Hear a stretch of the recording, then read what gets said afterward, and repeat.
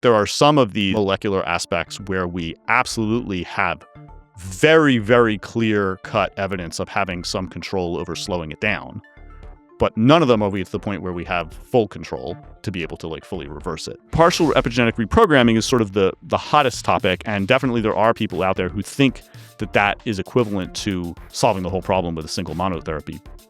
But it's not really. Yeah, I think that secretions from stem cells is very clearly going to have efficacy against at least certain indications, and I think that it will eventually take over from the whole cell therapies, or at least it will get a big share. Welcome to the Free Radicals podcast, where we interview the scientists and builders working to dramatically extend human lifespan and bring about a sci-fi future where humanity has full control over biology.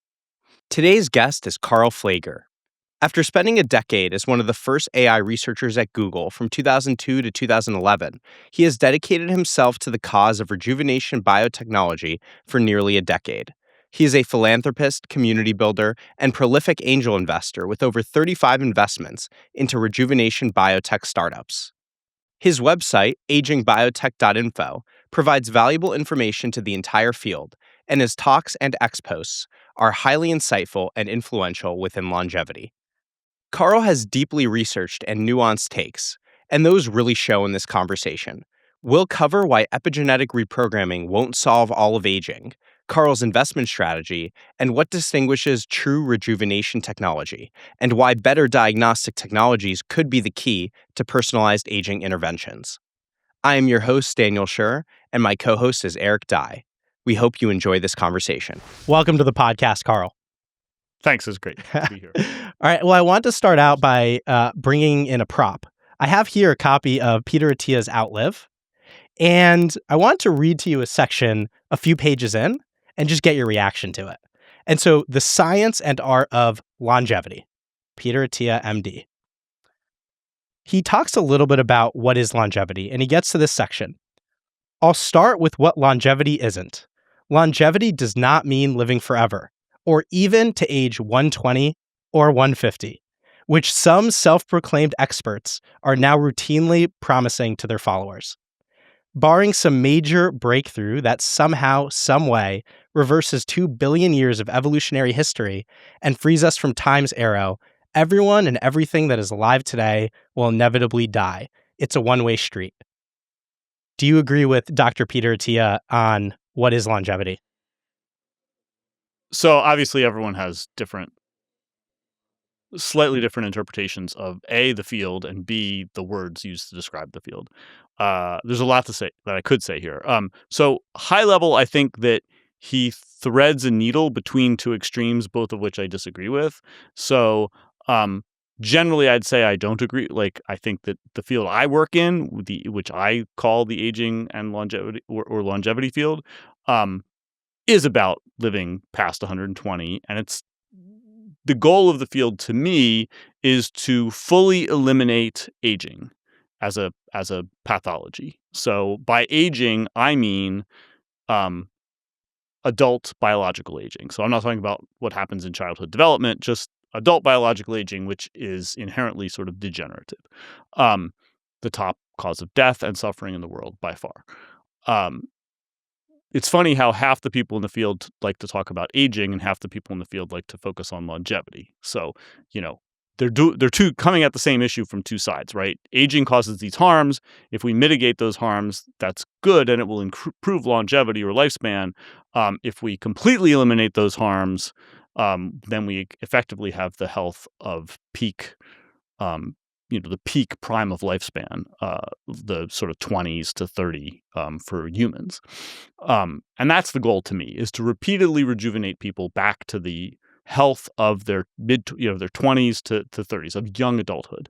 And the increased lifespans that will result, the longevity that will result from that, is essentially a side effect. It's not the inherent good by itself.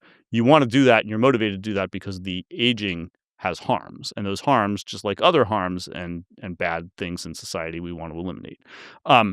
So I think there's really three ways to talk about the field.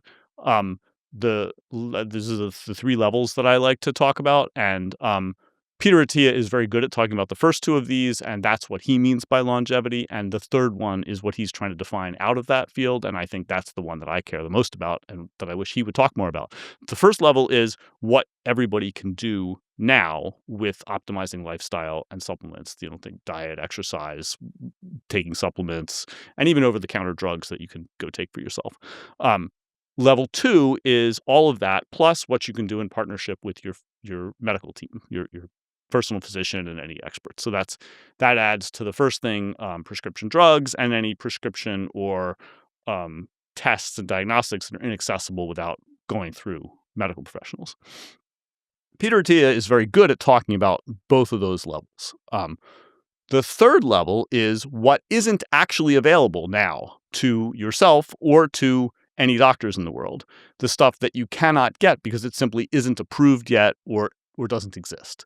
And so that's consists of not only the things that are, not even imagined yet, and the things that are in academia that are being studied but haven't yet gone into a company and made it through clinical trials, but also the things that are in clinical trials that are being manufactured, but they haven't been tested to the level of FDA approval yet. And so that third level, I think, is what a large fraction of the people who go to certain sets of conferences actually care about exclusively. And that's where we're going to get the big gains. So, he said in the quote, until we have big breakthroughs, right? That's what a lot of people are working on, is those exact big breakthroughs. And, because without those, all you're doing is just slowing your rate of aging by a little bit. And for the most part, at the moment, none of the available therapeutics we have that people consider to be longevity therapeutics are even shown very conclusively or decisively to outperform what you can achieve by optimizing lifestyle in terms of the 5 to 10% or 10 to 20, 5 to maybe 15%, 10 to 20 year lifespan extension.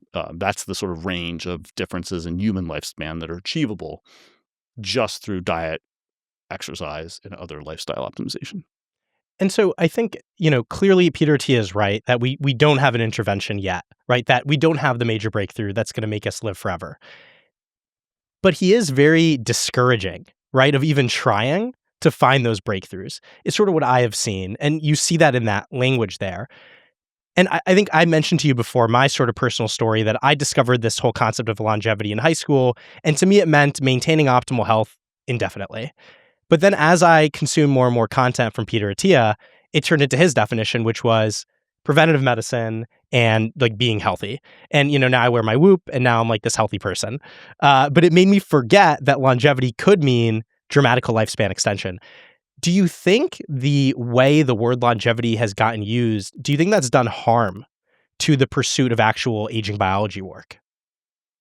No, all fields as they grow have a gazillion different people using the different phrases and words in slightly different ways. This is the same thing happened to artificial intelligence, which has been around for decades and was my old field. People used the word intelligence differently. They used artificial differently, and there were all these different. Now people talk about ASI and AGI, and those were not the acronyms people used 20 or 30 years ago, and people had different opinions. And this is inevitable as fields grow, which the longevity and aging field has been growing, which is great. And the other thing one should, so I didn't quite get to it before, but the other side of that is, there are people within the field who even go so far as to say that death of any kind is the enemy and never dying is the goal. And, that's going too far in terms of like mission creeping the field, right? The goal of the field to me is eliminating all the harms of aging, not eliminating all causes of death. That's a different thing. And obviously that's not going to happen. Until we have brain uploading or something like that and backup copies, you're not going to eliminate all death. And to me, that's outside the scope. Like there's a certain set of biology that's relevant to aging, and that's what the aging field should be caring about. And these movements where they want to say just don't die of anything or that's all in scope, like that's different. And so I kind of, yes, Peter's reasonable on that part right there. So what is aging? Aging is at its core a set of molecular pathologies that are somewhat distinct and separable. So, it's easiest to understand this in the broader scope of medical history, right? you know, in ancient history, we didn't know anything about how the body worked on the inside, and we just made up stories, um, bad humors and whatever. Then, science came along and we started studying how cells work and how biology works. And we noticed diseases and we categorized different kinds of diseases. And then we started learning about the molecular pathology that was specific to each disease in order to be able to interfere with it. That was great. And that's still the basis of all clinical medicine at the moment. For the most part, it's disease specific science and then therapy.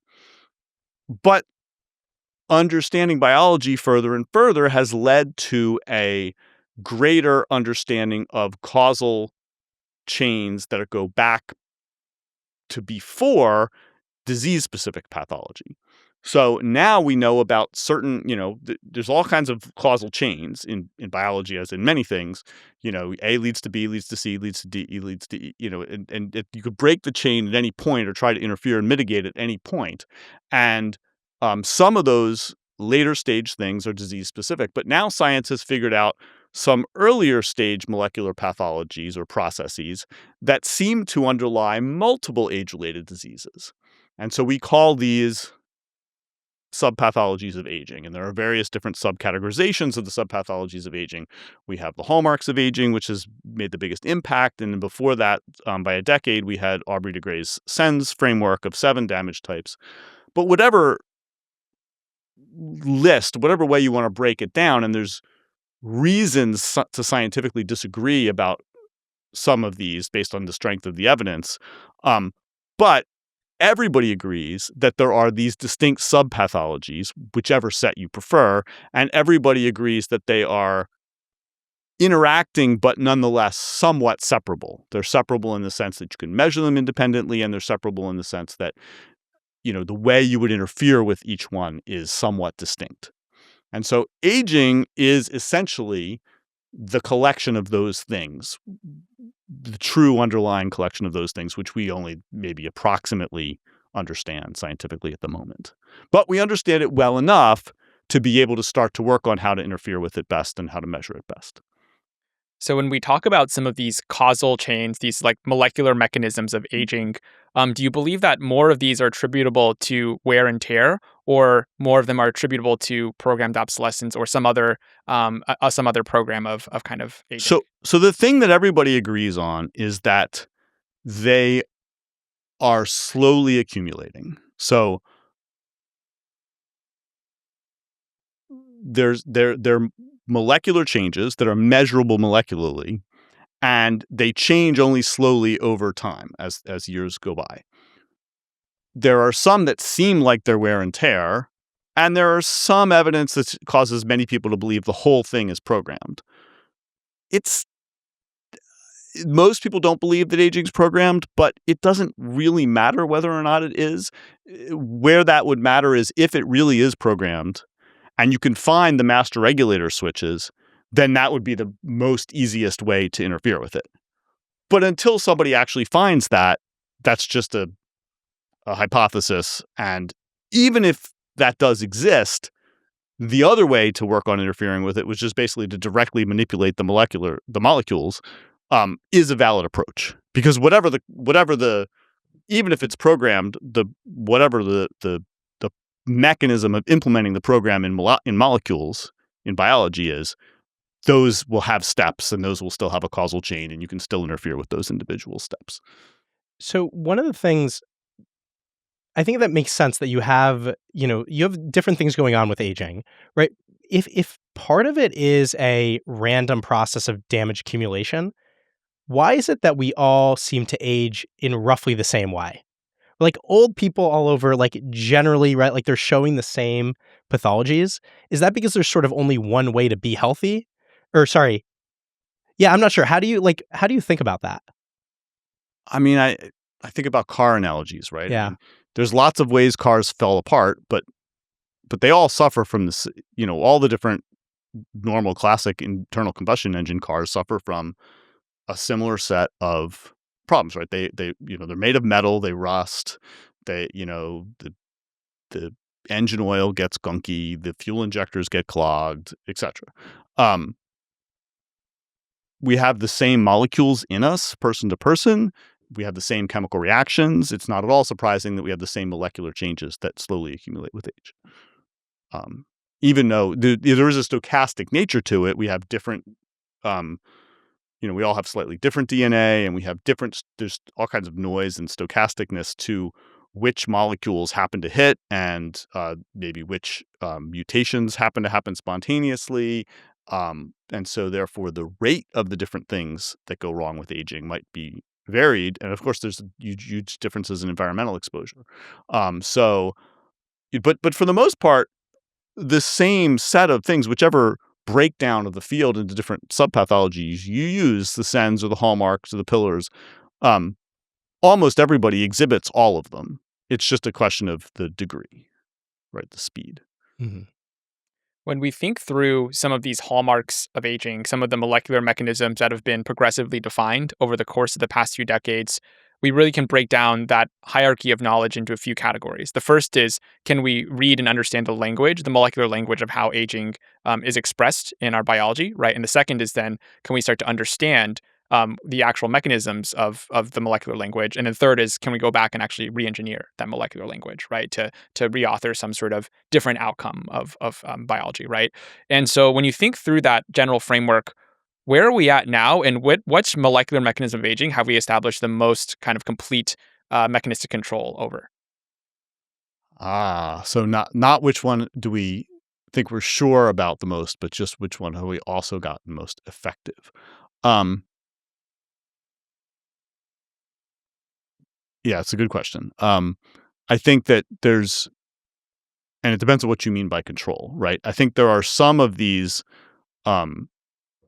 molecular aspects where we absolutely have very, very clear-cut evidence of having some control over slowing it down. But none of them are we at the point where we have full control to be able to like fully reverse it. So for example, aspects of metabolism control a bunch of the bad side effects. And we know how to slow down metabolism in several ways, from calorie restriction to mTOR inhibition. That's just so rock solid clear that we know how to manipulate that. But we don't know how to fully stop it or fix it completely. But things like senescent cells, we know different ways to kill at least some of them that we definitely have control over at this point. And to the point of at least being in clinical trials. But it's more like that we have sub pathologies, right? So we have certain things that have gotten through clinical trials where we're pretty sure we can do something. So for example, I wouldn't say that. So it depends on sort of the scope of your question, whether you're talking about an entire subpathology or any given category of the subpathology. So for example, we don't know how to deal with misfolded proteins as a class entirely. That's a hard problem, and people are still working on it. But we do have FDA-approved drugs to deal with amyloid transthyretin, ATTR. But they can't reverse existing ATTR. They just stabilize the molecule in order to slow down the accumulation of ATTR. So we're sort of partway there. So we sort of don't have the full solution to any one of the subpathologies yet. But we're, depending on how you talk about how good you want, whether it's just slowing or whether it's full control, we're partway there for several of them. And from the way that you talk about aging and the identification of these different challenges that are arising, like the accumulation of ATTR, and then finding a solution for that subpathology, it seems like you're not expecting any sort of one-shot solution for a lot of the problems at once. You're expecting piecemeal, we're going to keep solving each of these different challenges versus, people working on partial reprogramming, for example. And I think a lot of them think of that as like a single thing that might solve much of the pathology. Do you think there are things like partial reprogramming that have that potential? I love partial reprogramming. I think that people who think that it solves the whole problem are thinking about it wrong. There are things that are single knobs that can have a dramatic effect on lifespan, but all of those things fall into the slow aging by small percents category, because the only real way to do that is to slow down all of metabolism. And all the modulators of metabolism that we know currently only can slow that down by small percentages. Basically, five, in model species that can be 30% or so, in some rodents, exceeding 50% for severe calorie restriction, not replicable because people don't go that severe anymore. But in humans, nobody really thinks that the current set of metabolism slowers are going to get better than 5 to 10, maybe at the outside 15 to 20% slowing. So if your goal is fully bring everyone back to the peak biology of young adulthood, then that's not really a solution, even if it is a monotherapy that has a big effect on lifespan. And that's a big division within the field that not enough people understand, is that there is this divide and conquer approach where you conquer different subpathologies with different treatments, and each one individually probably won't extend lifespan significantly, and therefore judging whether or not something is part of the aging field or is a good longevity therapeutic based entirely on lifespan extension of that one thing by itself is sort of a mistaken approach to the way to measure progress. Partial epigenetic reprogramming is sort of the hottest topic, and definitely there are people out there who think that is equivalent to solving the whole problem with a single monotherapy, but it's not really. This list of subpathologies of aging are varied not only in the molecular nature, but in the scale. So some of them take place inside the cell. Some of them take place inside specific organelles within the cell, like the mitochondria or the lysosome or the nucleus. Some of them take place outside the cell. And some of them are at the scale of very large macromolecules, like the DNA, the epigenome on the DNA.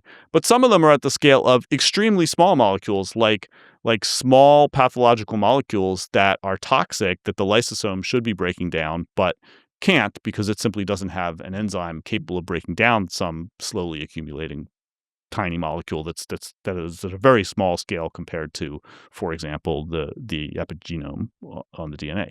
So epigenetic reprogramming is a way to rejuvenate cells, but it doesn't reverse all of the known subpathologies of aging, all the hallmarks or all the SENS areas.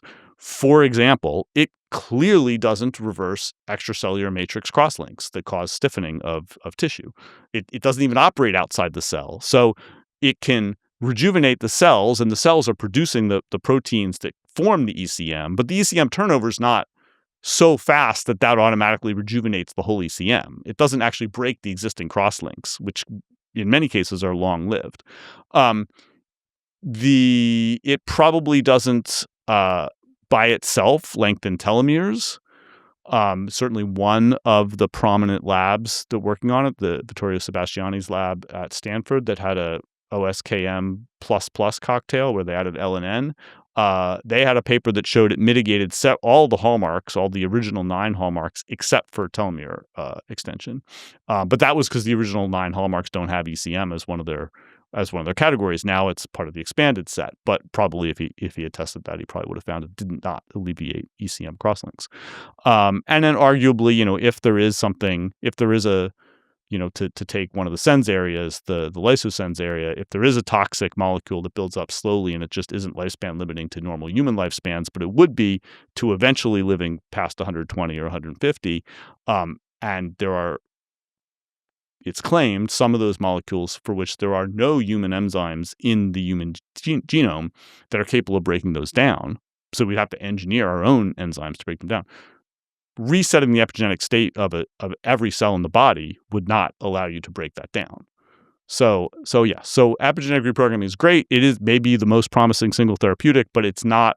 It's still a solution to essentially what is a specific subpathology. Yeah. So in both the hallmarks and the SENS frameworks, it has a specific category it lives in. What is that category? In the SENS framework, you have to kind of shoehorn it into the genome, and then in the there's an equivalent in the hallmarks. So the way you describe that, it makes me think of sort of like two categories of damage. Like there's one which is you're just like accumulating things, even in normal cell functioning, you're accumulating things that are toxic over time, just like certain byproducts that we don't have enzymes to break down. And that's just going to happen no matter what. But then there's the case where cells become less functional over time due to aging, maybe due to some of those byproducts.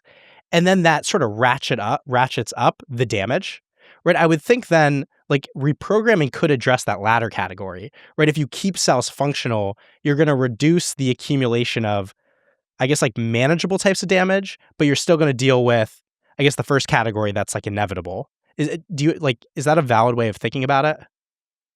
I'm not sure I followed you. So, I mean, yes, it's going to making the cell more younger and more functional is going to make it more resilient to all kinds of damage, for sure. So it's going to help mitigate. This is a key distinction. One way to think about interventions against aging or for longevity is, does it help? And you can define, is it in the field or out of the field? Does it count as a longevity therapeutic or not, depending on whether it helps the average person? Another way to think about it is, if you were to fully solve aging, to be able to like be biologically young adult indefinitely, would you eventually have to solve this problem? And so I believe that anything that makes you partially younger is going to make you more resilient. And we know there's a lot of crosstalk between the different subpathologies. You mitigate any of them, and a lot of the rest get less bad, but that doesn't fix them completely. And what that means essentially is that, and maybe epigenetic reprogramming has the highest leverage on affecting the others. But what that means is still that eventually you're going to have to address the others. Even if the epigenetic reprogramming buys you more time, that doesn't buy you an indefinite extension or an infinite slowing of all the other individual molecular pathologies. Yeah, I guess to clarify what I was saying, I guess the point is, I think it's easy to want to buy into a single sort of theory of everything, which like there's one explanation of aging, which is, it's the epigenetic stuff. It loses identity over time and that causes poor functioning. But I think the point is, that's one thing that happens, but there just are other categories of damage occurring as well. And it's great to solve one and that might help others, but we do have to tackle each process that's occurring. That's what I think. And certainly there are many people in the field who also think that. If we were to think about epigenetic reprogramming a little bit as potentially one of these sledgehammer mechanisms that does have outsized action on both the progression of aging, as well as if you were to reverse it in some way, the reversal of aging, right? I think one of the kind of existence proof concepts that has really inspired me over the course of the past few months is this idea of germline rejuvenation, right? This idea that embedded in all fertile humans and mammals is this ability to rejuvenate using epigenetic reprogramming, kind of a germ cell that turns into an embryo at effectively day zero age, right? And so does that existence proof effectively establish epigenetic reprogramming in a special category of age reversal capabilities, or how do you think about that example? Yeah, I mean, obviously that's the existence proof that inspires epigenetic reprogramming. The thing about reproduction is that you get to jettison all of the old damaged body. So that's a good way to take care of things that are bad, is to just export them out of the body. And the egg, this fertilized egg, can kind of do that.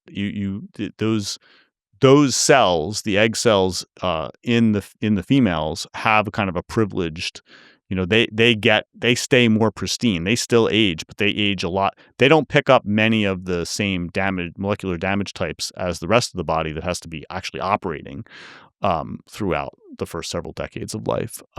And so that's one of the reasons why they can kind of avoid why reproduction can work better than epigenetic reprogramming of a whole existing adult organism. Yeah. What do you think of the approach of partial reprogramming targeted towards specific tissues? And what is your general viewpoint of how effective these things will be? I'll point at New Limit as an example, where they've targeted a lot of their initial therapeutic interventions on specific organ systems, such as the liver or the immune system. Mhm. So, does this fit pretty neatly into your general framework of it could tackle certain aspects of aging, but not all? Oh yeah. I mean, I think this is the right way to do a lot of things in, it's nice when your longevity therapeutic applies, systemically to all cell types. And some do, but you get more effectiveness, especially when you're trying to actually reverse aging, reverse the molecularly accumulated damage, to do it, cell type specific or organ specific. But that, of course, that makes the solving the whole aging problem a more of a combinatorial problem because you have to have, you know, n different solutions for the n different subtypes of subpathologies of aging multiplied by m different cell types and or organs or cell type organ combinations. And so you get this, you're going to need, dozens, if not hundreds of individual therapies eventually. But yes, I think that, while OSKM, Yamanaka factors have shown great ability to epigenetically reverse multiple different cell types, you can obviously tune the different transcription factors or whatever other molecules you're using to mediate an epigenetic reprogramming effect, by coming up, because I believe that there's nothing special about the Yamanaka. I mean, the Yamanaka vectors are great if you want to induce pluripotency, but for epigenetically resetting different cells, I believe that there's lots of different potential cocktails, and certainly the early work at New Limit, as well as at Shift Biosciences and at Junevity, and some other companies, has shown that there are these different alternatives, and I'm sure that the search for the optimal one or cocktail for a given cell type might produce slightly different cocktails for different cell types, and so you might get better efficacy that way. And so all the approaches to the different subpathologies of aging have this competition between, are you going after the one that works best systemically, or are you going to slice and dice and come up with different ones for different subtypes? So the same thing for killing senescent cells, right? You have some companies developing therapeutics that are going to just be one intervention for the whole body, and there's other ones that are saying, okay, we're going to have this one for this cell type and this one for this skin type, or tissue type or organ type, and etc. So one of the other appealing things about partial reprogramming, and if you can't tell, we've just done a bunch of interviews with people doing partial reprogramming. We actually have Junevity folks coming in tomorrow. Yeah, I'm a big fan of, the whole epigenetic reprogramming is very exciting, right? Yamanaka factors, there's only a couple companies doing that, but there's 3 or 4 companies looking for new alternatives that are better at epigenetically rejuvenating without de-differentiating the cells. And Junevity is one, Shift Bio is one, and New Limit. Those are the 3 obvious big heavyweights. So one of the appealing aspects of that, at least the way I see it, is that you don't necessarily need to understand that much of the aging biology, right? You have this cool AI approach where you run perturbation models on cells, right? You run experiments, you test out different transcription factors, and you see the results on, aging biomarkers. It's appealing because you run data through an AI, and then you can find targets, and you have to apply some biology expertise in sort of validating it and then developing the intervention. But there is that AI experimentation approach. The alternative, right, these different categories of damage like ATTR, it just feels much more complicated. And it feels like there's just so much happening, right, at the cell level, extracellular matrix, organs, there's just so much happening. Are we really going to be able to figure it all out and then intervene? So what do you think in general of the sort of gather data and have AI solve it approach versus actually understanding the biology? Okay, you sort of said 2 things there, because you talked about epigenetic programming versus other things. So let's talk about that first, and then we'll go back to the AI versus not AI. So yes, epigenetic reprogramming has this great testing cycle model where you can just look at the cells themselves in vitro and see whether or not different things actually epigenetically rejuvenate them. And there are ways to test that, and that's great. We don't yet know whether most of those new things will translate to in vivo experiments because, New Limit has started those, but there's not a lot of work on the actual translation to in vivo from those in vitro data. But, it's not the case that other subpathologies of aging don't also have great testing models, right? So you mentioned the misfolded protein, right? I mean, you could test how to degrade misfolded proteins in vitro pretty easily and know whether or not you succeeded, and have a feedback loop and a screening paradigm. Like, that's not that hard. In fact, it's even almost turnkey to like create an antibody or an enzyme that can actually cleave them, or glom onto them and remove them from the body. So I'd say that there's, many of these subpathologies of aging have a good screening strategy that can be done rapidly with or without AI. So on to the AI piece. I mean, AI is just a statistical technique for cranking through things. It's fancy machine learning, and there's ways to, there's a lot of machine learning problems embedded in biology, which, you can do a bunch of work in silico. You still have to verify in wet lab biology, when ideally eventually in vivo. So, the current better AI models than we used to have, better than simple statistical models, maybe allow us to go a little faster. But it doesn't. Epigenetic reprogramming plus AI isn't as special as people as you're implying it is. It's not a unique approach to the field. It's just a particularly nice combination. Yeah, that's interesting. I mean, the way I asked my question is because I did think it was unique. I'm trying to understand. So I do see there's something to anything that has a good experimentation model where you can perturb it in some way and a readout, and you can iterate. Like, that's ripe to apply. If you can do a bunch of those and you can use some AI or just anything to analyze it, okay, you can come up with, I guess, a solution there. I guess the thing though is like ATTR, for example, but you had to do a bunch of biology work and research to like figure out that ATTR was a problem. I guess my question is like, how do you go like top of funnel there, right? Like, are there good ways that scale to identify all the categories of damage? Or do we feel good with SENS and hallmarks of aging? Like, do we feel like we know all the key pathways that need to be solved? I mean, some people feel like they know, but I think that this is a case where what we're really in the middle ground, right? Some people feel like we know and we should just get going. Some people feel like we don't know at all and we need to do work to know before we even get started.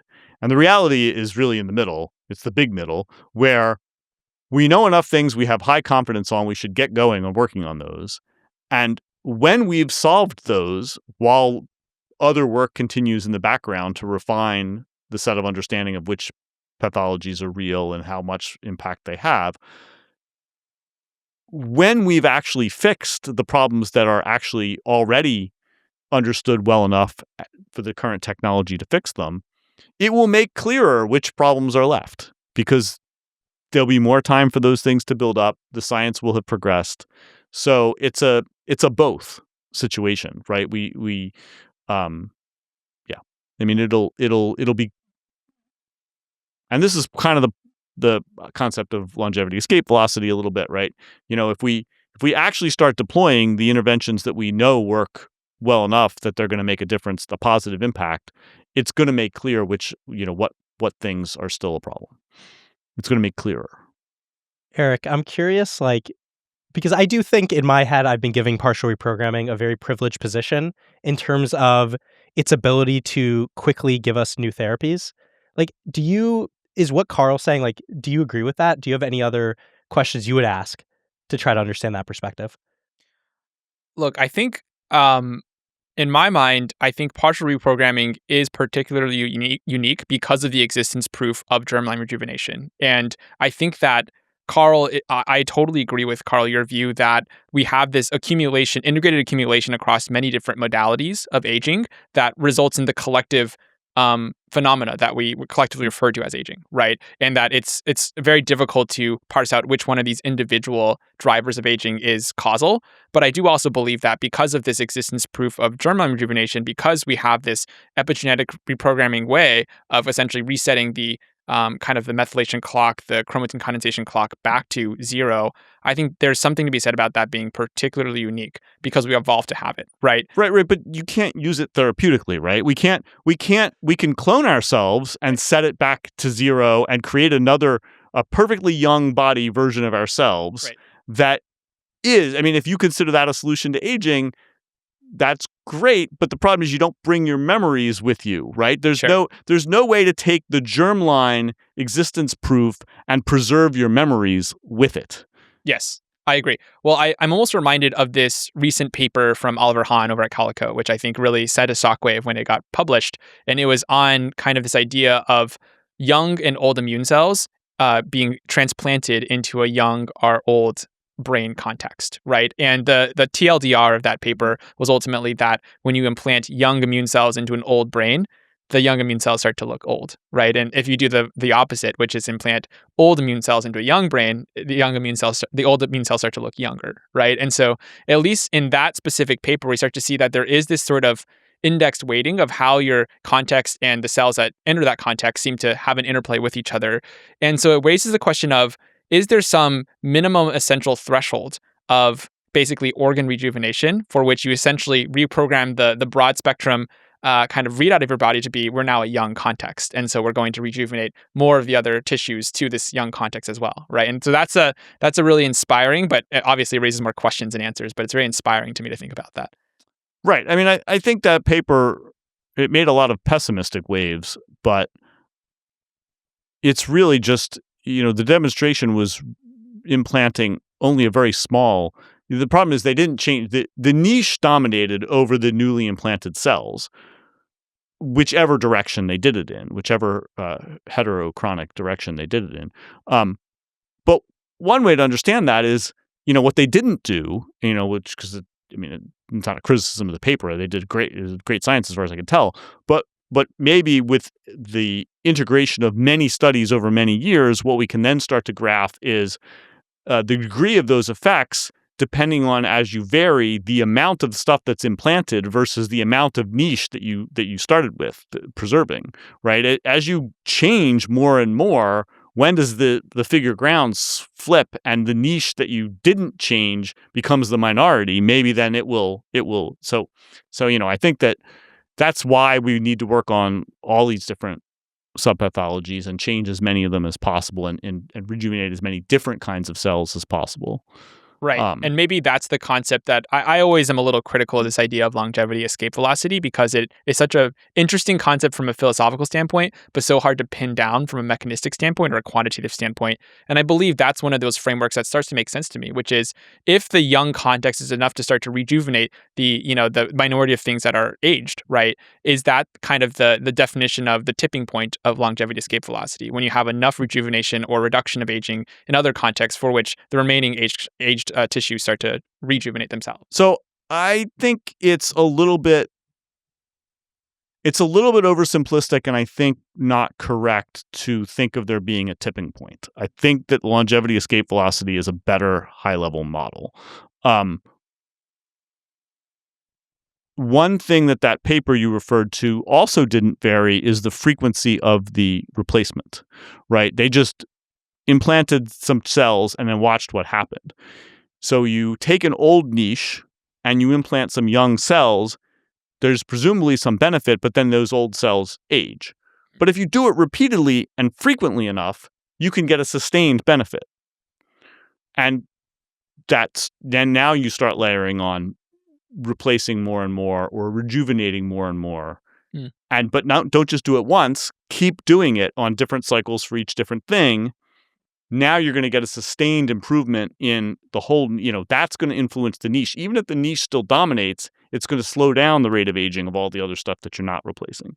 So, and even if you reached a tipping point like you were suggesting, there are certain subpathologies that if you haven't touched, that might only slow them down, but it's not going to fix them indefinitely. So those are the things where they're still going to limit lifespan until a future breakthrough actually changes it. So it's not the case that we're going to, have breakthrough after breakthrough after breakthrough, and at some point we're youngifying the majority of something, majority of tissue, majority of organs, majority of cells, however you want to define the tipping point, and that at that point we're done and we coast downhill. No, there's still going to be things that if you haven't solved it and they're molecularly accumulating, that solving all those other things repeatedly still isn't going to actually fix it until you fix that thing too. So you're an investor in a lot of aging biotechs. What is your strategy? How do you decide which ones to invest into? So I'm a cheerleader for the whole aging longevity field, and that's my work chronicling it and its progress on agingbiotech.info is also scoped for the whole field. My personal bias is to focus on rejuvenation. So I tend to shy away from things that only slow aging by a small percentage. So rate of aging slowers are not where I think the future of the field's big improvements are. So for my own personal investing, the first scope limiting thing is that I only invest in things that I think are part of a solution to rejuvenation. If it can't help make 60-year-olds or 80-year-olds back into 30-year-olds eventually as a part of a big program, then that's out of scope. Or I also do diagnostics, which I think are important for a number of reasons, but most of it's therapeutics. So rejuvenation is the big theme. So a lot of that is damage repair, but it's all the obvious therapeutic approaches, which can be viewed as here's a molecular change that slowly accumulates over time, and here's a therapeutic that essentially manipulates the molecules to force them back into a state that corresponds to a much, much prior, much, much earlier age state. And it has to be repeatable. So the therapeutic has to take less time to work its therapeutic action as it took to accumulate that however much damage it undoes. And so that you would dose it then intermittently and infrequently, rather than it being a continuous thing that you start taking and you just keep taking for the rest of your life. So there's this gray area of things that people that look to people like their rejuvenation when really they were just the initiation of a certain change, which you then have to maintain. And so, for example, there's even stories about people changing their diet to a healthier diet and their gray hair turns back to not being gray, for example. But, or you start taking rapamycin and the same thing happens. The problem with these initiation of age slowing things, the reason those work is because the body has a number of different repair mechanisms built in. So there's certain areas of biology, certain molecular pathologies where the body's working to fix it all the time and the damage is accumulating. And there's this when you're young, the body's inbuilt repair mechanisms can keep the damage down to a minimal level because it's not accumulating fast enough. But over time, as you age, both the rate of accumulation of the problem increases and the repair circuits in the body work less well.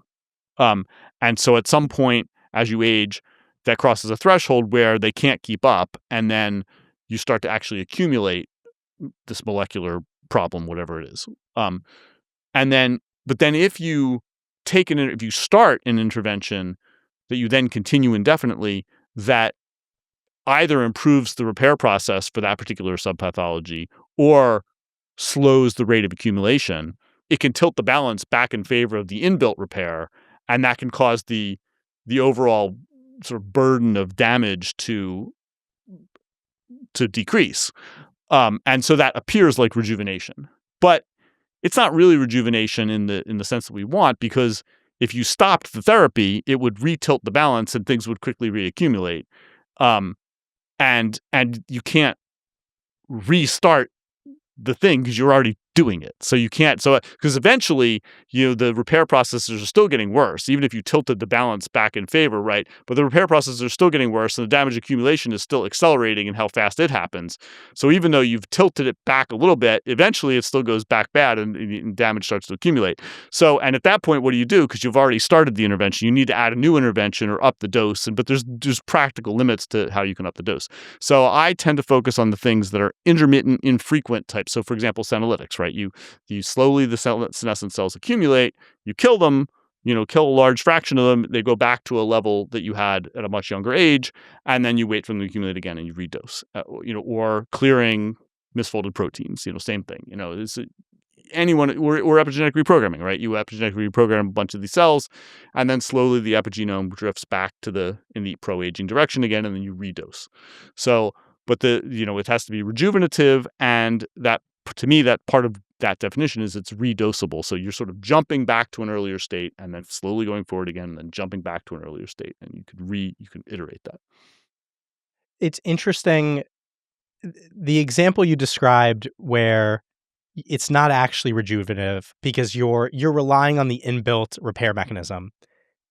That does seem appealing, right? Like you could also have it's just turtles all the way down, right? So you juice the repair system, and then you have to juice the thing that fixes the repair system, and so on. I guess what gives you the conviction that approach is less likely to work? That, like, I guess you see that often. Like, do you see ones that are sort of how you described as like not real rejuvenation? Like, do you actually see those come across your desk often? And you say, no, like this isn't going to be a high enough return? No, most of the time, they don't even have evidence that they actually cause any kind of rejuvenation, right? Most of the time, all they have evidence of is that they slow the progression of something, right? So they mitigate an age-related disease pathology, and therefore it makes the disease less bad than if you hadn't done it, but it's still worse, right? So just like, for example, cholesterol lowering slows the rate of accumulation of atherosclerosis, but it doesn't actually reverse the existing plaques. It just buys you more time. So it can buy you a lot of time if you really dampen down the rate at which the problem is accumulating. That can buy a lot of time, whether or not there's an inbuilt repair mechanism that's fighting against the buildup. Right. But nobody, and occasionally you do get companies that will say, "Oh, look what happens when you start our therapy. We have all these functional things improve." Well, that's fine, but if you have to keep taking the therapy every day, maybe that's a good business model because you sell more of the drug. But it's not. To me, it's not rejuvenation. What are some other examples? You had mentioned Senolytics, of course. Would love to dive a little bit more into Senolytics and how you view some of the role that Senolytics have to play in potentially rejuvenating against the effects of aging. But would also love to, well, let's start with Senolytics. Like, tell us more about Senolytics. There's a lot of, there's some debate about Senolytics, but most of that's, I think, silly. There's pretty good evidence that some cells get into this state of where they can't proliferate anymore, and we call it cell senescence. And when they get into that state, they have a number of pathological problems that they cause. Essentially, they are screaming inflammatory markers constantly, and that causes the cells around them to be more likely to turn cancerous, and it causes inflammation systemically, and it also begets more senescent cells because the stress that puts on the especially the nearby cells makes them more likely to turn senescent in the first place. And lots of good evidence suggests, first of all, that increasing burden of long-lived senescent cells correlates with disease pathology for 20 plus human diseases. Kirkland has a slide with listing at least 20 of them.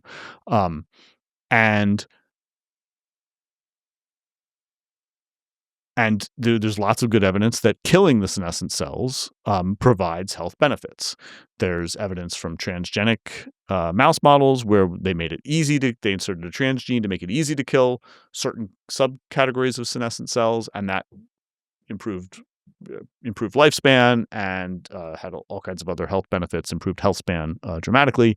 But then there's also, a half a dozen Senolytic biotech companies that have extensive preclinical data on mice specific to certain age-related diseases showing that killing the senescent cells improves outcomes in at least half a dozen, if not a dozen, different chronic diseases, such as idiopathic pulmonary fibrosis or chronic kidney disease. And there's even a few small unpublished lifespan studies using newly developed therapeutic senolytics showing some lifespan extension in mice that aren't transgenic. So there's some confusion about senescent cells because senescent cells play normal beneficial roles in certain immune functions like wound healing, but also certain response to infections. And also they play certain beneficial roles in childhood development. We can ignore childhood development. We're just talking about adult aging that happens after development is done. But even there, senescent cells are sort of part of normal immune function. Maybe they evolved so that damaged cells didn't turn cancerous. That's a hypothesis that many people have. But, evolution likes to repurpose things. And so, they're involved in wound healing. So they, when damage happens to tissue, some of the cells turn senescent in order to create the secretome phenotype that yells to bring more immune cells there to help clean up the wound. But all of the beneficial aspects of senescent cells, all the beneficial roles that are known that they play in adults, all require them only to be in existence very transiently. So they do their job, they're brought into existence, they do their job, and then the immune system cleans them up if they don't commit suicide on their own. But there are papers that are coming out that say things like, oh, look, the senescent cells have these positive roles, so you should be careful about killing them. As far as I can tell, there's no data anywhere no good data anywhere that shows that there's a reason to be cautious about intermittently, infrequently killing the senescent cells, right? Because what we want to do is we want to prevent them from accumulating in a long-lived state, because that's most of the data shows that it's that accumulation of a large collection of them that just stay around and constantly scream out these inflammatory secretions known as the SASP. And that's the high level summary. So there's a bunch of, there's half a dozen companies working on. So there are a bunch of companies working on suppressing the secretions, but letting the cells continue to live. And there's a bunch of companies working on blocking the transition from being a normal cell into being a senescent cell. I'm nervous about both those approaches for the reason that they interfere with the known beneficial effects of their normal roles in wound healing, for example. But until there's some evidence that non-transient senescent cells play some beneficial role, I think killing them intermittently, the overwhelming majority of evidence suggests that that's actually very, very positive for long-term health and longevity. And are there Senolytics on the market, or will there be ones on the market soon?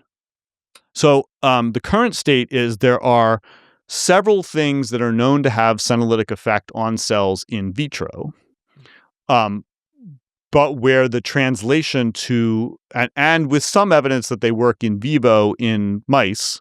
So I'm thinking, for example, of dasatinib plus quercetin here, where it was even shown to extend lifespan in mice by a little bit. This is the IL-11 paper, right? No, before the IL-11 paper. D plus Q was shown to extend lifespan in mice. The problem is these don't have enough research money behind them because dasatinib's a FDA-approved drug, but it's off patent, and quercetin's a flavonoid supplement. So there's no money to be made there. So there's no IP. So there's nobody doing, the Mayo Clinic's doing a bunch of really impressive science. I'm not exactly sure where they get their funding, but it's great that they're doing it. But there's not enough money. And so that's why those aren't being pursued a lot. So there's a lot of debate about just how good D plus Q would be in humans. There's some people who think it's pretty good. Reason from fightaging.org's blog. There's lots of people who are skeptical. Kirkland at the Mayo is doing a bunch of studies. So there's a bunch of clinical trials in progress now in humans. One early one, for example, showed that in, I think, humans with idiopathic pulmonary fibrosis, it improved their 6-minute walk test. But then a follow-up showed that a bunch of things weren't as impressive as they thought. So there's I don't know, half a dozen or a dozen clinical trials that Kirkland's the lead on, that I think are going to report out in the next several years. So yeah, that kind of thing exists. Ficitin is another one, but there's a lot of skepticism about that because it failed the ITP, although there's a lot of debate about that whole thing. But in the meantime, there are a bunch of companies working on things that should be better, but it's still early. So the very first company to get to clinical trial, there was a company called Unity that got to phase 2, but then kind of failed. Their first phase 2, their first indication, knee osteoarthritis, failed. There's a lot that could be said about that, but I'm not the right expert. And then they did some eye indications, and one failed in phase 2, but one succeeded. But then the company didn't have money, and so they laid off a bunch of their staff. So it's not clear whether they're viable. That was a sort of early generation Senolytic. I think the newer stuff that's coming along behind it is actually better. And there's several different companies that have really exciting things. Only one of them has gotten into clinical trials yet. So that's Rejuvenating. They just started their phase 1. Only the safety data is being tested right now. So I think it's, so we're 5 to 8 years away from some of these things really, assuming that the companies keep raising enough money to keep doing all the clinical trials, and Rebito's doing well on that regard now. And then there's other approaches. Deciduous has an approach where they figured out one of the normal immune cell types that naturally kills senescent cells, invariant natural killer T cells, and they have a way to poke those cells. And those cells, normal behavior declines with age, and so they have a way to poke those cells temporarily back into their more youthful level of activity, and then those cells will go out and kill a bunch of the senescent cells, and then they'll decline again. And so you redose that every now and then, and they've got some good preclinical data on things like IPF. So there's another company called Osheen, and they have a non-viral gene therapy, which essentially does the equivalent of what the transgenic papers did, that sort of put senescent cells on the map and kickstarted the whole biotech subsector. But both those second two companies I just mentioned are still in preclinical. So it's I'm hopeful, but it's a long game. So. Speaking a little bit more on other avenues for which you can target truly rejuvenative therapies, Senolytics, of course, we've just gone through, but what are other categories that really have drawn most of your attention in the past year? I guess two that have drawn my attention less from the investor point of view than from the cheerleading the whole field point of view. One of the things that I've been focused on this year is the late stage clinical pipeline of the whole sector. So the things that are in phase 3 clinical trials and later, or late stage phase 2.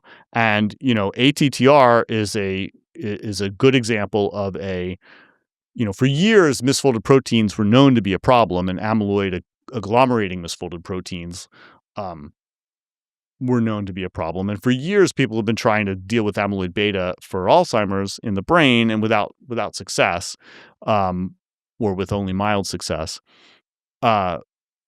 Most of the agglomerating misfolded proteins cause neurodegeneration of various kinds, dementias. ATTR is special because it primarily causes heart failure. So it's one of the not neuro ones.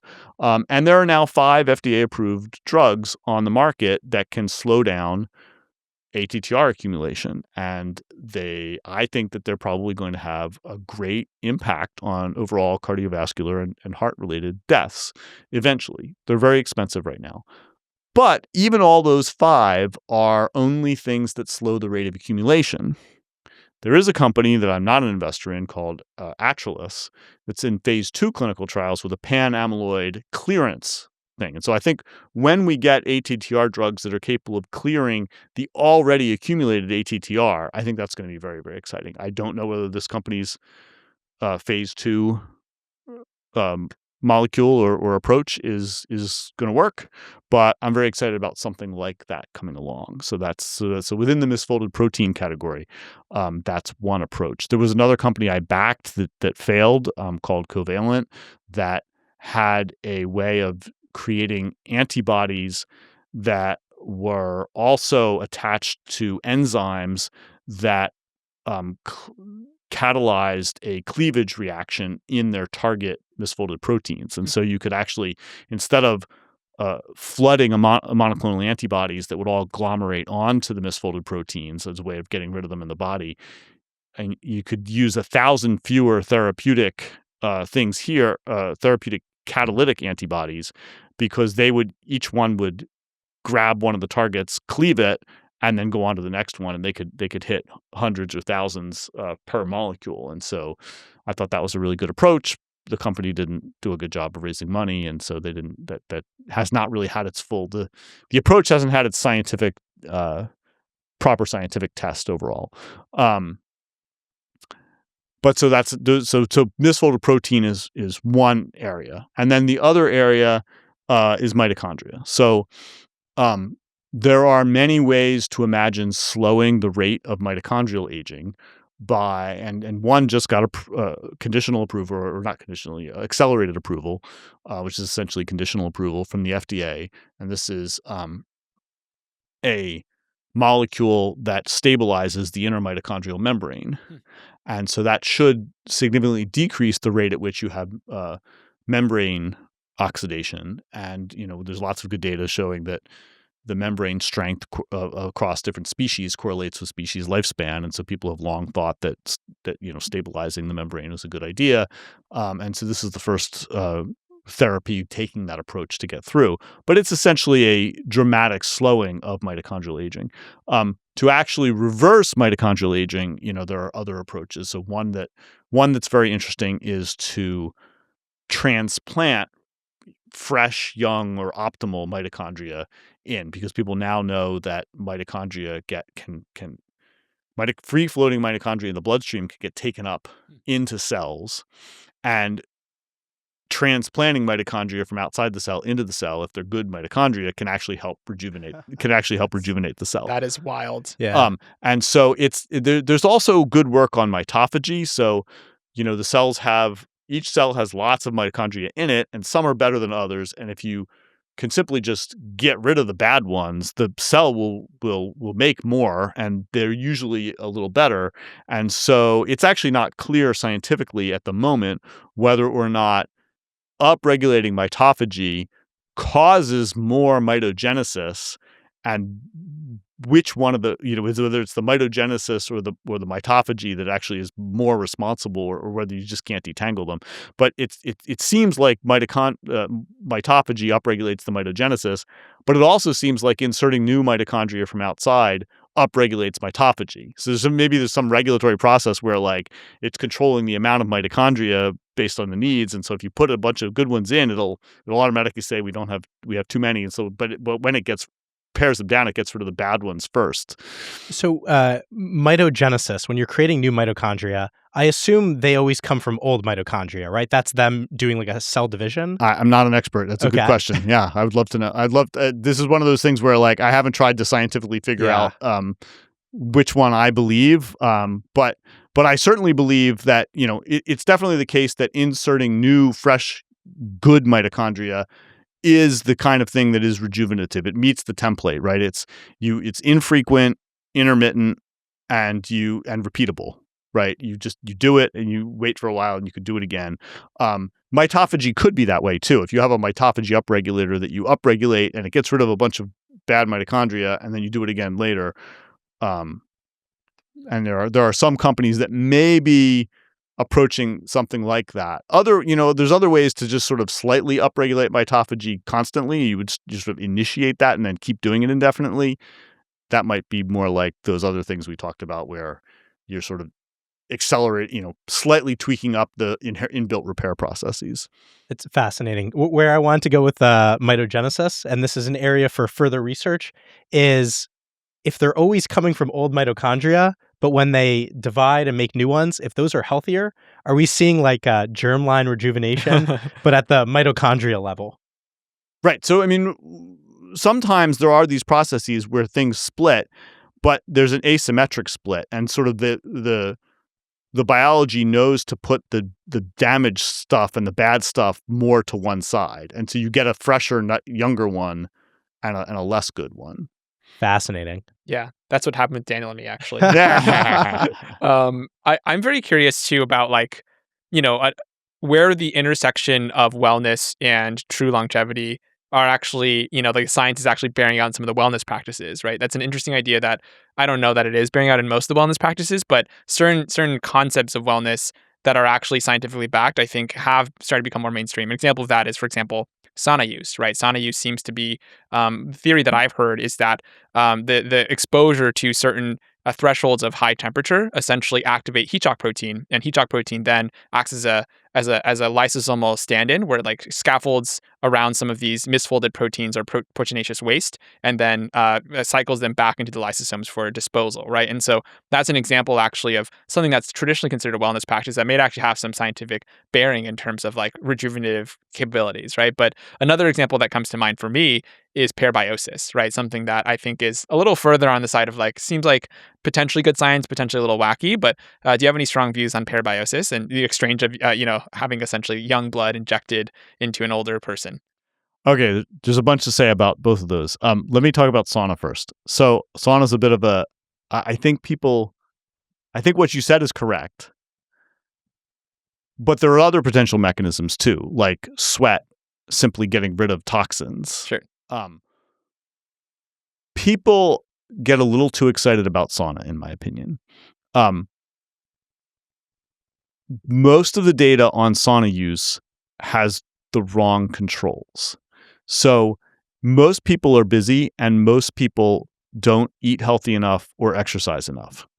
It's clear that sauna recapitulates some of the beneficial aspects of exercise.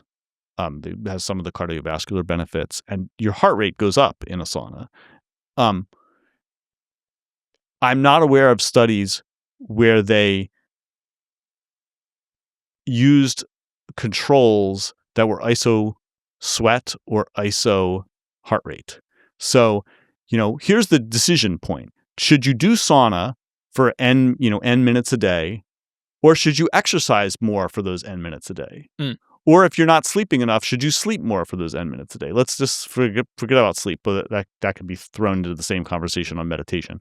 But so imagine, you don't exercise, you don't do enough cardiovascular exercise in the week. Should you spend 20 minutes 3 times a week doing sauna, or spend 20 minutes extra doing cardiovascular exercise? I think it's not clear that any of the data on sauna shows that it's better than adding in extra cardiovascular exercise. I firmly believe that for people who are injured and can't exercise cardiovascularly, that sauna is probably good.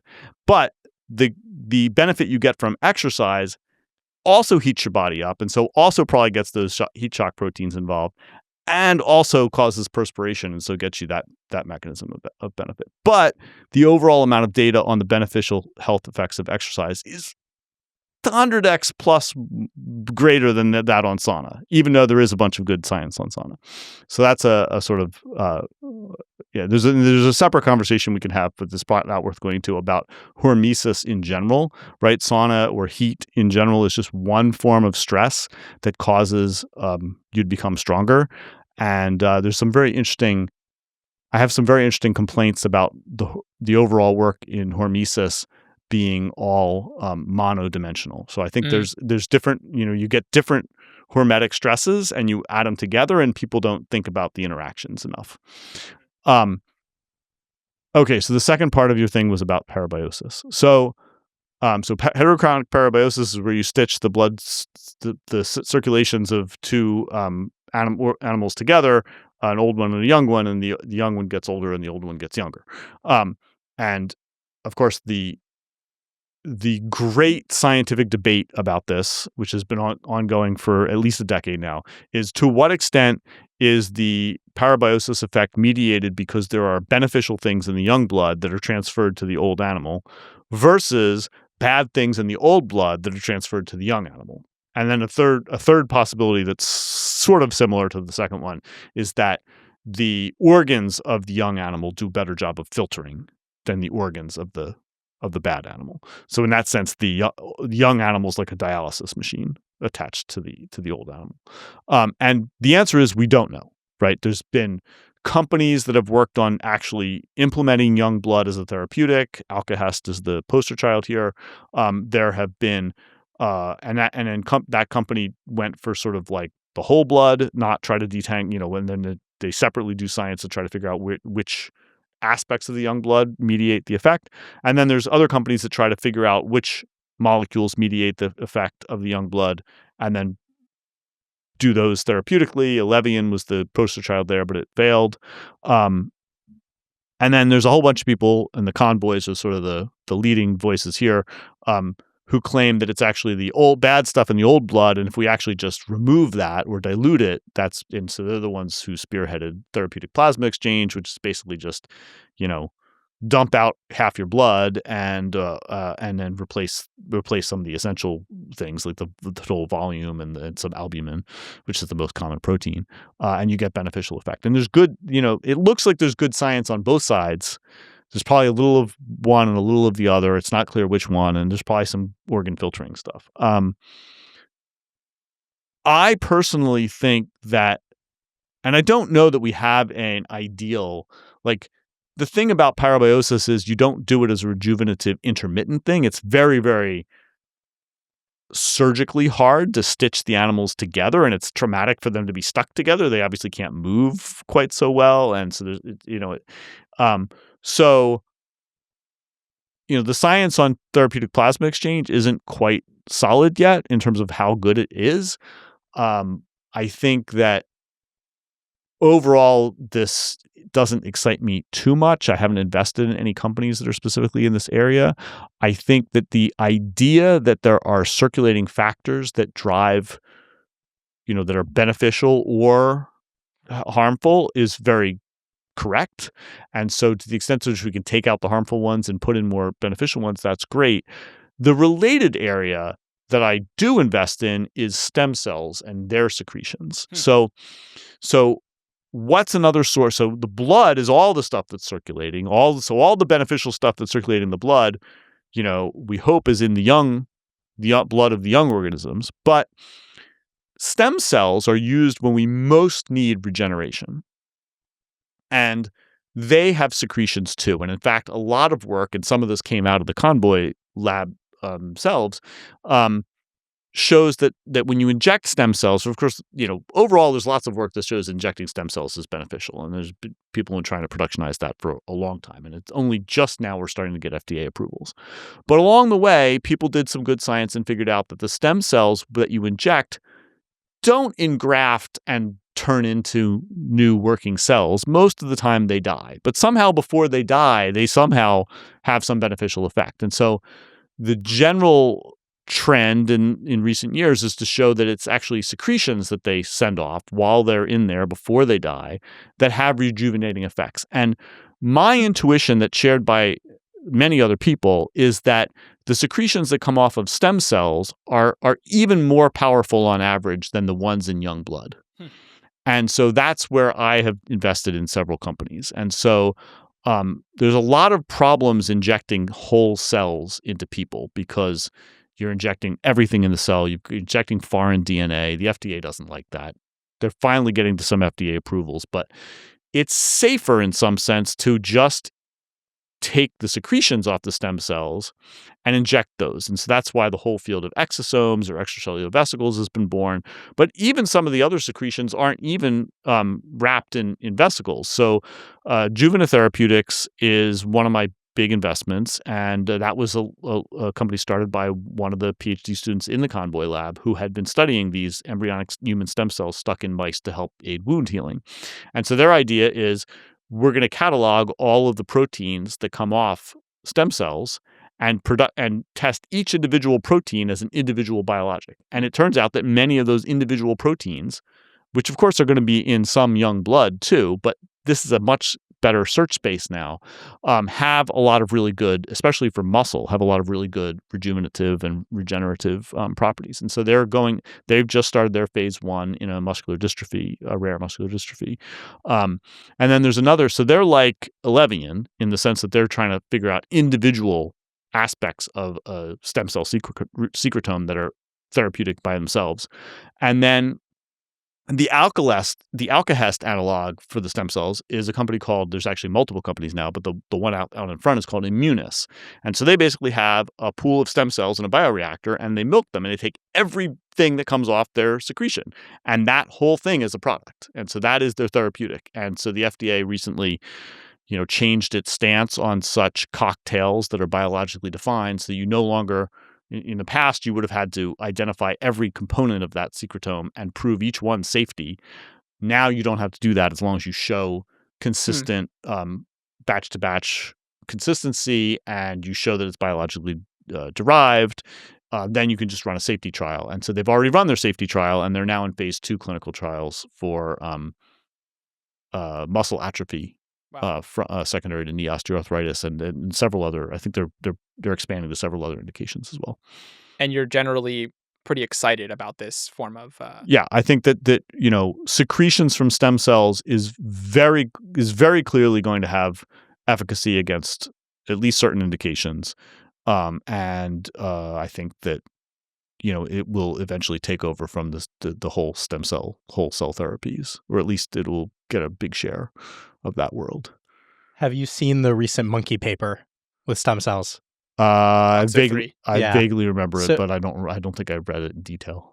Basically what they did, this was a study done in China where they genetically engineered human mesenchymal progenitor cells to upregulate FOXO3. Right, to be more resistant. Yeah. Yes. And the idea was that, I think the takeaway here is that the mesenchymal progenitor cells in this case act like endocrine cells, like they act like secretome emitting cells that are more effective at emitting that secretome when they are FOXO3 upregulated. Yes, right. So this is many kinds of work in the field that involves cell therapy involves some type of ex vivo improvement of the cells, right? So you've got people taking doing cell therapy, but before that doing epigenetic reprogramming on them. This FOXO3 paper is an example of a very specific regulator, but several of the reprogramming companies were thinking about going ex vivo as their first route of administration for going through FDA trials, right? Take some cells out, epigenetically rejuvenate them, and then stick them back in, whether they're MSCs or whatever. Another thing to echo back to another thing we talked about, other companies are infusing mitochondria into. So you get some cells out, you infuse mitochondria into these cells, and then you implant them. So now you've suddenly and it turns out that actually stem cells are one of the areas in which people have learned that mitochondrial transplant happens. It's actually now known that when you do stem cell injections, one of the ways they mediate, one of the things that comes off them, one of their secretions, is they actually dump a lot of their own mitochondria. Wow. And then the nearby cells take them up. And so there's various ways in which you can improve the cells out of the body before you plant them. And I think those are all going to be, I think that's a great idea for anytime you're doing cell therapy. Wow. But that's still, if you're doing it autologously, then that it's easy to do safely. But if you're but then you have to take them out too, which makes it a difficult treatment to administer, right? It's more expensive to do autologous cell therapy. You're very well researched on a lot of topics within aging biology, and you also have very nuanced takes on a lot of things. Like I've seen your ex posts on, even very difficult things to parse, like diet, right? That you're a proponent of whole food, plant-based, low protein diets. Like you've chimed in on that debate. Can you talk about what is your research process in general? Like what is your process to try to weigh different evidence and reach your conclusions about the space and in health? Yeah, I mean, there's no carefully outlined playbook that I came up with, right?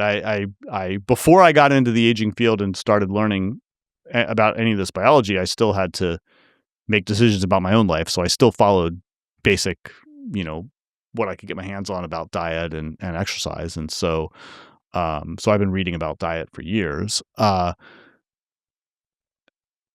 So it's mostly just thinking about what are the flaws in everybody's argument when they present them, and what data is it based on. More recently, I have come up with a 3-pronged framework for evaluating things that I think more people should be using. And it goes like this. You're always there's always contradictory data, especially about this lifestyle stuff. What helps with longevity and health span is, of course, very difficult to judge because it takes a long time. And so So that's why there are so many debates. And there's different kinds of data, and there's very many different kinds of data.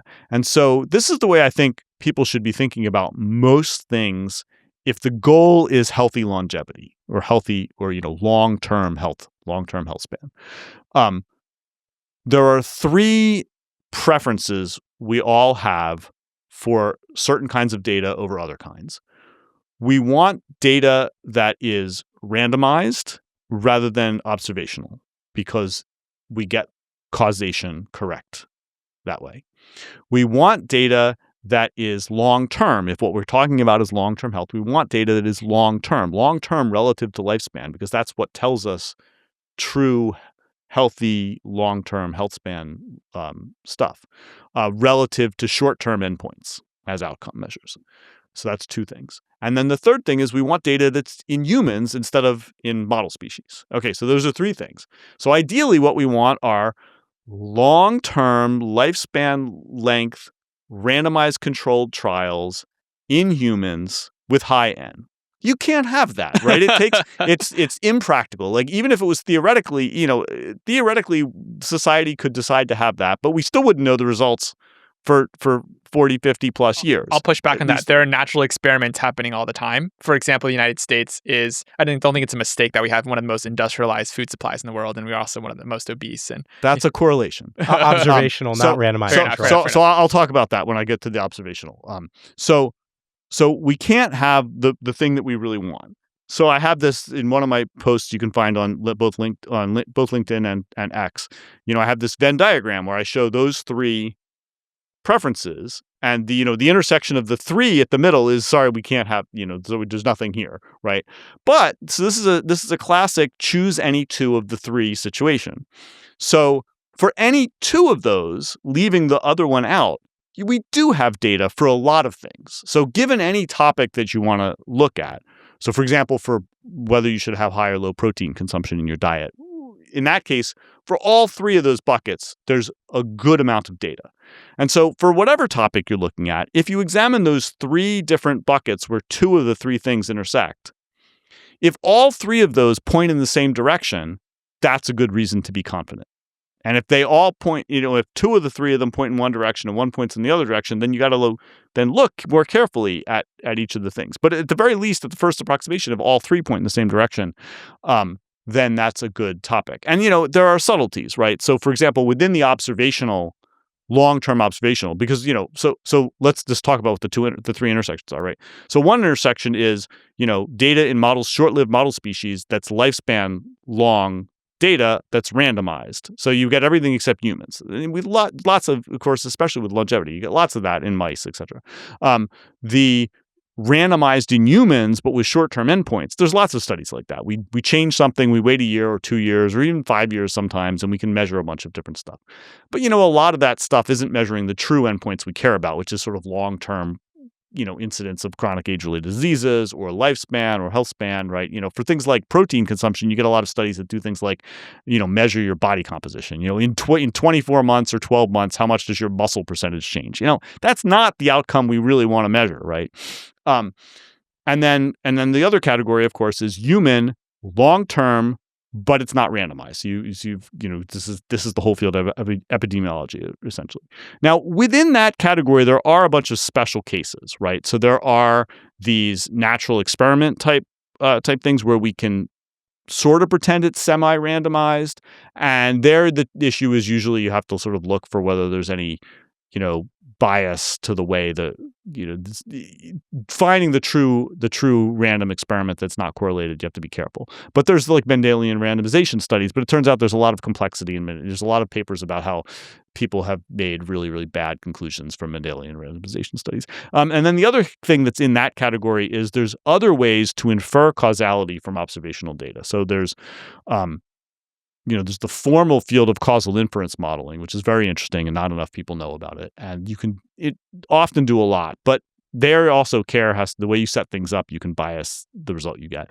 And then there's simple things like Bradford Hill's criteria for causation, which more people should know about. That's essentially the way in which people have confidence that smoking causes cancer is because of those criteria. It's not because we did a randomized controlled trial where we had some people thought it was ethically not okay to randomize people to smoking and non-smoking. And so there's no randomized controlled trial that shows that smoking causes cancer, but you can still come up with some conclusions. Sure. One thing I'm curious, we've talked about a lot of different exciting things that are happening in the space of longevity. We also talked about how like there are things in the pipeline now, right? We have and things that have been approved like ATTR, we have Senolytics, we have stem cells. To what extent are these recent successes or potential successes on the horizon? To what extent are those a result of like aging biology and the geroscience paradigm, or are these just things like aging people are interested in? Like, I'm curious if the longevity field is succeeding in pushing these therapies through. I'm not sure I got your question. So let me talk a little about what's happening and then ask your question again. So let's take a step back in broad history, right? So for decades, there was academic science on aging and longevity, while the pharmaceutical industry and the normal practice of clinical medicine sort of ignored all that and just kept running their playbook of understanding disease-specific biology and going on. And it wasn't really that the aging longevity academic field didn't really grow to the point where it started germinating biotech startups that were specifically trying to go to market with therapies to interfere with aging-specific biology until the mid-2010s. So it's been about 10 years now here in 2025. And over that time, the number of companies has slowly grown. So it was, in the late 2010s, it was only 100-ish companies, and now it's maybe 3 or 4 times that. Even before that started, there were companies that were trying to go after disease-specific biology and following down leads where they knew things that were important for those diseases, which then later it turns out are things that embody the geroscience hypothesis. They didn't come out of the aging field specifically, but for example, they discovered that the disease they were working on, that something important about mitochondria was in. So some of those companies were founded in the 2000s. But if you then go and look around, in 2020 at like all the companies doing anything that really hits the sort of hallmarks of aging, you can find, there's all these companies that are doing these things that are hitting core aging subpathologies, even though they can't, they don't go to the aging conferences or whatever. And so agingbiotech.info now tries to, catalog all of those. If they're hitting the core, so maybe there was some company working on mTOR before people started talking about it all in their, mTOR maybe doesn't exist as an example, but certainly mitochondria, misfolded proteins, et cetera. I mean, of course, people were working on amyloid beta for Alzheimer's long before, people talked about proteostasis as part of the hallmarks of aging, for example. And so there's lots of companies on agingbiotech.info. So I try to catalog any company whose therapeutic approach is sort of a core aging subpathology mitigation or whose mechanism of action embodies the geroscience hypothesis, that this idea that you're hitting an aging pathology that's shared by multiple age-related diseases, and therefore it should be able to label, expand, and mitigate multiple age-related diseases. But yes, some of those companies actually came out of the aging community and some of them didn't. Okay, so my question was all the ones that are near success right now. It sounds like some of them, happy accident, they weren't in aging biology, but they landed on something related to it. But there are some that actually started as aging biotechs. So that, I guess on the one side, it's great that they sort of landed on that. And then on the other side, we have a sort of proof point that the geroscience paradigm can lead you to discover good therapies. That's great. Yeah, that's great news. I mean, I think absolutely. I mean, several of the companies that grew out of the community directly are very clearly attacking pathology that's central to multiple age-related diseases. They knew they were going to, and they did, and they haven't actually successfully gotten something through FDA trials and then label expanded to 2 or 3 other indications yet. But I have no doubt that will eventually happen to some of them. But of course, you can never pick which ones. But yes, I mean, I think there are definitely ones that have come out of the aging science and aging community directly that are in clinical trials, at least. But of course, so it's important to point out that you should always push back if you hear somebody say something like, it's not working. no approved human longevity therapeutics exist. Of course not. Like the community only started germinating companies about 10 years ago, and it takes about 10 years to get through. So of course it doesn't, and each company only has like a 1 in 10 or less chance, right? So yeah, of course we don't have lots of companies that have grown out of the community and succeeded and gotten FDA approved drugs because the timeline is not there yet. So it's not a failure of the field yet. And in fact, it looks like, lots of things are starting to get through to FDA approval. So, and there's a big pipeline of phase 3s right now. So I expect there to be a lot more approvals in the next 5 years, given that, once you're in phase 3, there's more than a 50% chance of getting to approval. Right. I saw that you had an X post recently. I don't know if it was recently. At some point, you had a post about how, with some of these new therapies that are coming out that fit into the geroscience paradigm, that they're going to have label expansion, that we're going to have a lot of options for people, hopefully soon, to manage a variety of age-related diseases. But there's going to be a bottleneck around screening and diagnostics. And you had mentioned earlier that you do invest in diagnostics. Can you talk a little bit about that? Sure. Let me talk about both of those pieces. So the general issue is that there are many things we have now, some of which are even available already. In fact, on agingbiotech.info, there's a table called therapeutics, which is sort of the things that are actually available. So that's supplements, over-the-counter drugs, off-patent drugs that you still need a prescription for, but that are available if someone prescribes it, and the recently approved FDA things. And the issue is that, most things in biology have a sweet spot or a sweet range, right? Most things in biology are U-shaped risk curves or J-shaped risk curves where there's some biological variable that you want to keep in a certain range. And if it's too low, your risk, bad things happen and your risk goes up. Or if it's too high, bad things happen, your risk goes up. And so that, and there's a lot of biology trying to keep it in the range, right? But of course, with aging, it starts to go out of range one way or the other. Usually in one direction, but some people it will go out of range and some people it won't. And so the majority of things that we have evidence have some longevity benefit are of the form, the average person or the average mouse seems to get a benefit from this because it nudges some particular thing to the left or to the right.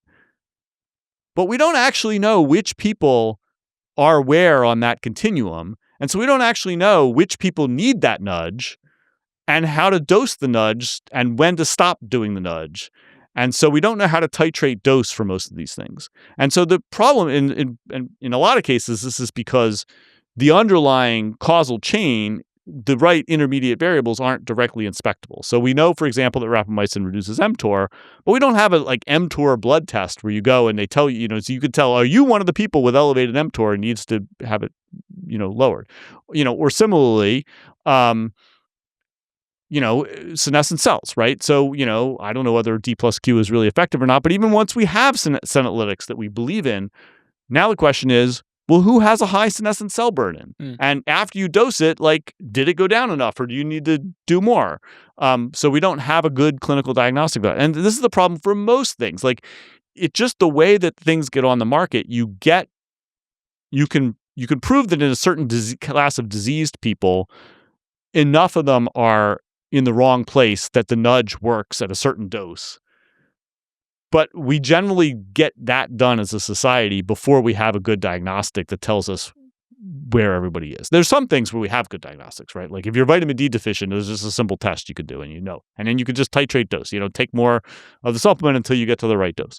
But that's not true for the majority of targets of these aging-related therapeutics.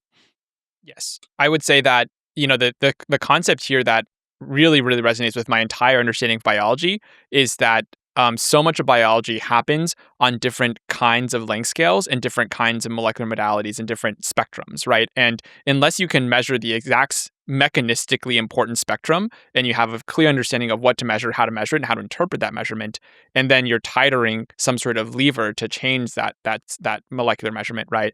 Then what you're really doing is guessing on some sort of functional assay spectrum of oh, maybe you're getting better, maybe not. And a great example of that, of course, is Alzheimer's, right? Where we had this long-standing theory that beta amyloid plaques were the molecular measure of the progression of Alzheimer's. It turns out they are important as a correlative measure, but not as a causative measure. And so, but the stark reduction of these things with things like lecanemab and other antibodies targeted against beta amyloid plaques reduced the plaques by like 80-90%, but simply didn't really have much of an effect on the underlying disease, right? And so we constantly need more ways of measuring what are the actual molecules that matter in the progression of this particular pathology. Right. And not just what are the molecules that matter, but what are other aspects of the biology that matter. So, for example, now we're starting to have scans where you can actually see the amount of outflow of the CSF, which is what drains some of the toxic molecules. And so, so the combination of like big omics data on circulating factors, scan data, some of these are coming, but it's still hard. Like you almost want cheaper, non-invasive biopsies or virtual biopsies, because a lot of times it's not things that are circulating, but it's tissue resident things that matter the most. Anyway, this is a big problem, and so I think that the field will eventually need more better diagnostics, and clearly scan technology is improving. Clearly, omics technology for extracting little things is improving, and AI's ability to combine biomarkers that are easily available. But to a certain extent, like throwing your AI at like every omics that can easily come from blood is like the analogy of looking for the keys under the street lamp, right? It's not necessarily looking at the important part. It's just looking at the part that's easy to get at. And so eventually we're going to need, nano robots or something that can go into the appropriate places and actually detect things and stuff. And we're not there yet. But some interesting diagnostics. So let me just tell you about one company that is an interesting representative example of a diagnostic company. I don't have too many diagnostic companies, but this is a really nice story. So misfolded proteins, though the amyloid hypothesis is much disparaged now, it is still clear that misfolded proteins are incredibly important in many forms of neurodegeneration. Right, alpha-synuclein's role in Parkinson's is very clearly important, and tau is still pretty important, and TDP-43 and ATTR. Misfolded agglomerating proteins are viral-like in nature, in that the misfolded molecule infects when it gloms onto a properly folded conformation of the protein. It kind of can cause the other one to misfold, and then they agglomerate. And a long time ago, a researcher at University of Texas Houston named Claudio Soto, when he was worried about mad cow disease, and prion diseases sort of have the same kind of like viral misfolding aspect, but people aren't so worried about those anymore. But he started off a research program on diagnosing this kind of stuff. And the idea is basically the misfolded protein analog of PCR, right? So PCR is a way to exponentially expand the amount of DNA in solution by, shaking the double strand apart and then supplying nucleotides to bind, and so then you get two copies of the full double strand, and then you shake it apart again, and then you can exponentially double the amount of DNA that match the original sequence. So you can do an analogous thing with misfolded proteins that agglomerate in. It's called cyclic amplification, or misfolded protein cyclic amplification. There's various versions. And so essentially you take, a solution that may or may not have a misfolded protein in it, and you supply a bunch of the properly folded protein, and the misfolded protein will agglomerate on, and it'll start creating an amyloid, and then you can shake it apart, and now you have multiple seeds, and then those will start agglomerating, and you can iterate this process just like in PCR, and you iterate it 10 or 20 or like 30 times. I can't remember what the normal, but it happens very fast. And you can basically get an exponential increase in the amount of the misfolded protein, to the point where assays can determine how much is there. And so using this, you can actually determine whether or not there was any misfolded protein to start with, and even quantify it very precisely. And so early work, the easiest misfolded protein they started working on was alpha-synuclein. And so this got spun out into a company called Amplify Prion. And their early work, even the academic early work, showed that the results of their assay could predict Parkinson's progression. And so for years, the Michael J. Fox Foundation and the Parkinson's world were looking for a biological biomarker of Parkinson's because it was only diagnosed phenotypically, functionally. And, a couple years ago in spring, like I can't remember, it was a year and a half ago or 2.5 years ago, The Lancet came out with a paper, sort of the culmination of the research program, and the Michael J. Fox Foundation heralded it as a major breakthrough for Parkinson's. And so this company is on the market with a CSF test for alpha-synuclein, and everybody loves it. And it's so sensitive that they should be able to bring a minimally invasive version, so you don't need the CSF. There's other ways to get access that you don't need a spinal tap, and so they're working on that. And then the basic technology, should work for tau and TDP43 and other misfolded proteins. And then there's other the work that they didn't expect. And recently they came out, some of the Alzheimer's work figured out that alpha-synuclein actually plays a role in Alzheimer's too. The whether or not you have a significant alpha-synuclein pathology in your Alzheimer's patients helps differentiate whether they're going to respond to some of these antibody therapies. Like you get very good separation. And so now all the people doing Alzheimer's trials are probably going to want alpha-synuclein tests. So anyway, that's one of the diagnostic. I like the generality of that, the fact that it works for any of the different misfolded proteins, and the fact that it's directly related to an important pathology, and that directly helps tell you who needs the appropriate treatment. Anything else? I'm all good. Yeah, this is great. Anything else that you want to talk about before we wrap it up? No. Anything? Yeah, people can find me on social media and at agingbiotech.info. All right. Awesome. Thank you, Karl, for joining us. It's been a pleasure. Thank you, Karl.